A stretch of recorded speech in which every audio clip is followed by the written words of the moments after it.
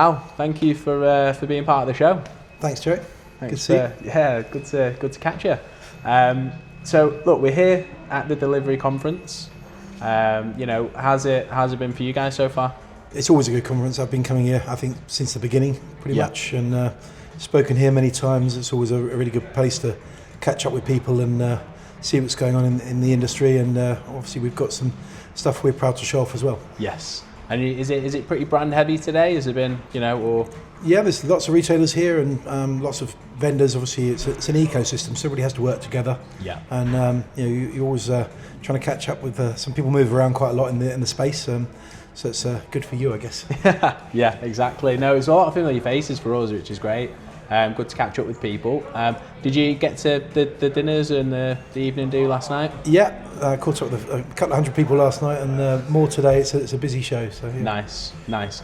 Well, I guess for the people watching, could you just give a quick synopsis who you are, and I guess what ZigZag are doing at the moment? Yeah, so I'm Al. I'm the founder and CEO at ZigZag. We're a returns platform.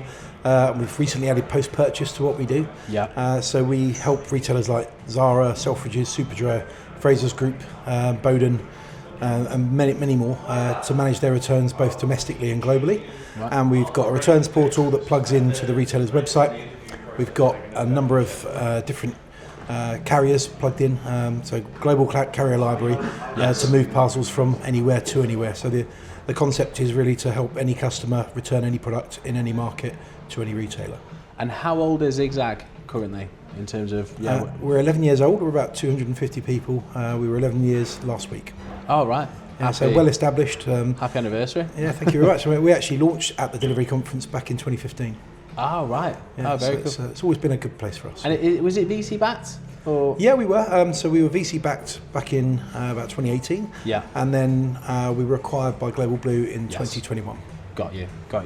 And I guess your journey before ZigZag, like, just to describe what that looked like, and becoming now what you class as a major industry leader. Yeah, so I was a retailer for about 20 years. I saw the problem around returns firsthand, and I could see the market really wasn't responding enough, and there wasn't really a solution out there that solved the problem for retailers. So we were pretty much first to market. Us and Rebound started at the same time, and we both were competing with each other. And at that time, everything was still a label in a box. There was very manual, and we managed to digitise that process and transform it to an online solution. Got you. And then, when you say you were a retailer to begin with, was that a case of the consumers weren't really enjoying the products, they were returning a lot of them, or? So yeah, I mean we were just watching the return rates creep up and up, and I think COVID really pushed that up even more. So you imagine lots of people changed the way they shop, and that changed forever. So the bedroom became the new fitting room, and lots of customers are buying with the intention of returning now. So they're buying 2 or 3 sizes, 2 or 3 colours, and they know they're going to return before they've even checked out. So we are there to kind of help that process and ensure that retailers have got a way to cope with that and to reduce that. And I guess, did you just from that point have maximum confidence if you were going to go to market with ZigZag Returns Company, that it was just going to it was going to take off? Because pioneer, right, for returns. We were very early in what we do, but we had absolute confidence in that the need for the software and what we're building was really cutting edge. So we've always been innovative and bringing new things to market, helping retailers charge for paid returns, for example, exchanges, paperless returns, and bringing in then all the reporting functionality to give retailers that insight that they needed. Got ya. And who was like, I guess, the first?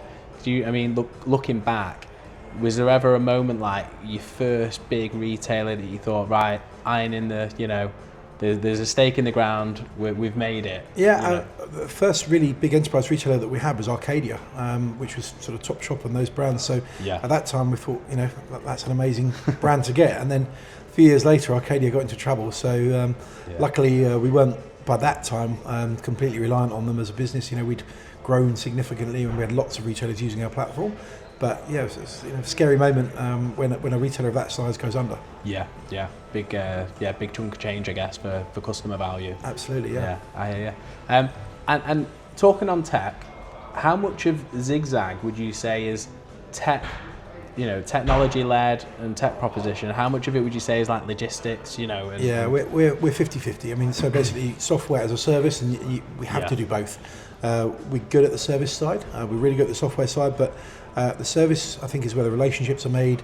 It's the quality of not just what we've built technically, but it's how we deliver that. How the partnerships we have with our carriers, with our retailers, and we're actually reducing returns over a period of time and actually demonstrating the value that we bring. And I think a lot of that's down to the experience we bring to the team. So we've got lots of people in the company that are either ex-retailers or ex-carriers.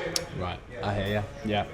And I guess part of the journey, what would you say has been your biggest highlight as founder, CEO to ZigZag? I think just the scale of the company. We're really proud of what we've built, and the number of really big brands that use us now is testament to the quality of the software and the team that we've got. So I'm super proud of the team, actually. Mega. And what ugly question? Why would a retailer not choose ZigZag? Yeah, I mean, some people choose to do it in-house. They'll try and build it themselves.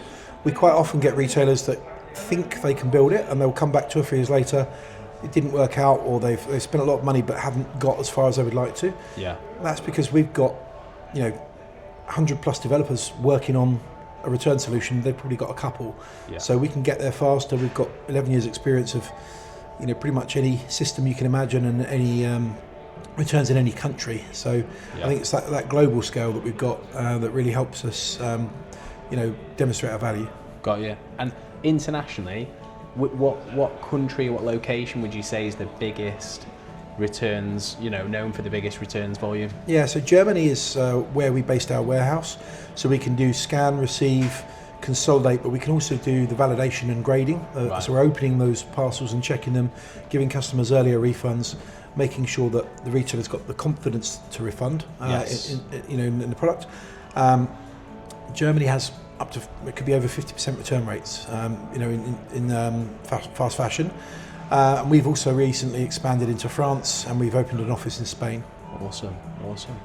And where do you see, I'm seeing a lot of parcel locker, growth in the market. Yeah.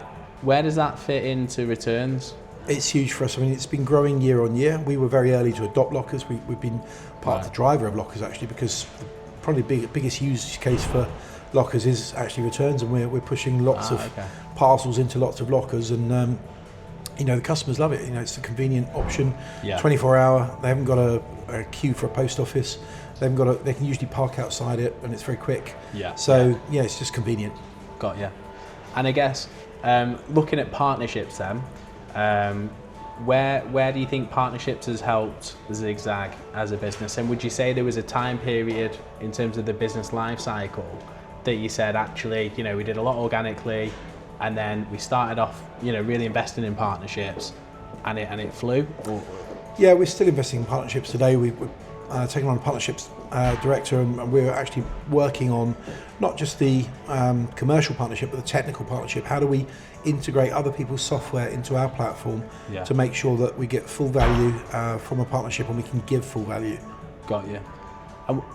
And could you give an example of a partnership, like who a partner might be, and what they're doing for ZigZag, and what you might do in return? We partner with people like Klaviyo and Gorgeous, Limworks. We've got obviously hundreds of carrier partners on the platform, and that layer of connectivity is really important to be able to move any parcel anywhere around the world. We've got to partner with customs brokers. There's lots of partnerships and it's an ecosystem. We can't do it just by ourselves. We have to rely on really strong partnerships, and I think we bring the value because we're driving traffic and custom through their networks as well.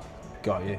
And is there ever a conflict of interest for a carrier and a ZigZag? If you're both selling into maybe a similar brand or same company, has there been any got No, on I mean, tape? Or? we let retailers use their own relationships with carriers, or they can use ours. So we've got some really good carrier rates. Quite often we can get better rates because of our scale, and retailers quite often they might use their own carrier relationship in their home country, domestic market, but internationally they'll probably find that we've got a better rate than they have, and they can leverage that. Got you. And what then would you say the challenges of returns internationally is? Because I guess you've got your domestic, UK market. What do you think the challenges for international is at the minute? So customers want faster refunds, and we can help with that. The speed of getting products back on the shelf, being able to get that data around why the returns are happening in the first place, but moving them cross-border. So as you get more complicated with tariffs and customs and duties, that's where we can really add some value. Got you. And your talk today, what's your talk on today? It's on that. It's on partnerships, actually. On partnerships. Yeah, exactly. Right. Okay. Yeah. Warmed you up. Exactly. Yeah. No, bro.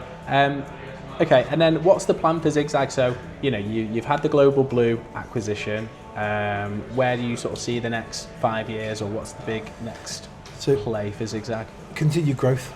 So we continue to grow every year. We're constantly taking on new retailers, but we don't just work with the enterprise retailers anymore. We were also helping with the longer tail. So we've got Shopify integrations, Magento integrations, BigCommerce, and so on.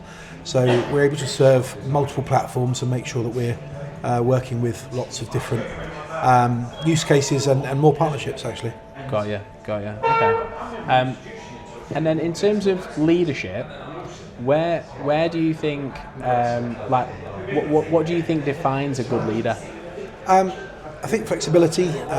They've got to know their market, and they've got to hire well. I think try and hire a good team around you. You can't do everything yourself, so making sure that you've got the quality throughout the business. Yeah, got you. And where would you say then you've had your big successes for that in terms of hiring a good team? What is there any principle, DNA? Yeah, I think it's about the attitude really and culture fit.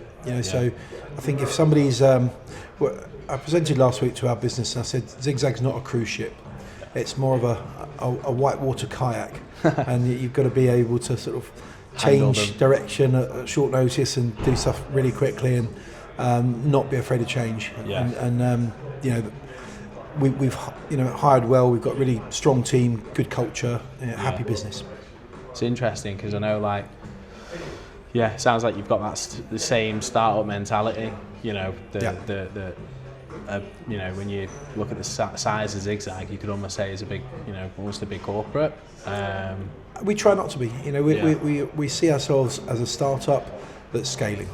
So even though we're 11 years old, we've got a large number of staff now. We still view ourselves very much as a startup with a grown-up mind and a human heart. Yeah, awesome. Well, I'm going to finish with some quick trivial questions. Okay. Yeah. So, and I know you've been your own boss for at least the last 11 years. But who would you say the best boss you've ever had has been, and why? I've got to say Jacques Stern at Global Blue. He's the brightest man in the room. Yeah. He's taught us a hell of a lot. He's given us a really good opportunity to grow. Yes. And we've evolved as a business, and I've learned a lot. Amazing. And I guess if you were to say, meet Al Gerrie, 11 years, 11 years ago, right at the beginning of ZigZag, what advice would you give yourself?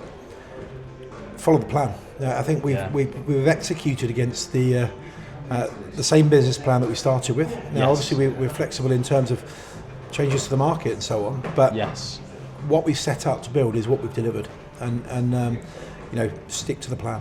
Stick to the plan. Love that. Well, Al, it's been an absolute pleasure. Thank you. I appreciate you taking the time to sit down with us, and look forward to enjoy the rest of the conference. Thank you very much. Okay. Cheers.